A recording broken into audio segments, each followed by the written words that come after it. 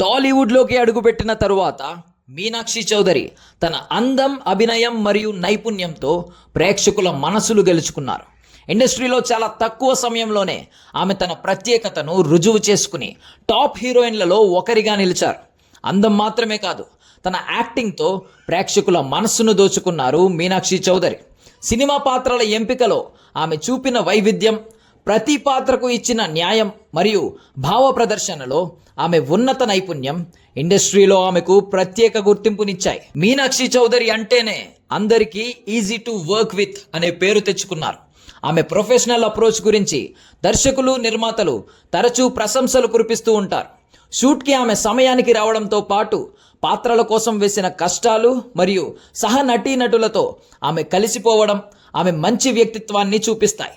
వరుస విజయాలు, block buster రాణి అని కూడా పేరు తెచ్చుకున్నారు ఆమె. మీనాక్షి చౌదరి నటించిన ప్రతి సినిమా పాజిటివ్ రివ్యూలు అందుకుంది. లక్కీ భాస్కర్ వంటి బ్లాక్ బస్టర్ నుండి సంక్రాంతికి వస్తున్నాం సినిమాతో 300 కోట్ల కలెక్షన్స్ బ్లాక్ బస్టర్ వరకు ప్రతి సినిమాలో ఆమె ప్రతిభ వెలిగింది. ఆమె నటించిన సినిమాలు వరుసగా హిట్ అవుతూ ఉండడంతో టాలీవుడ్కి లక్కీ చామ్ అనే పేరు కూడా సంపాదించారు.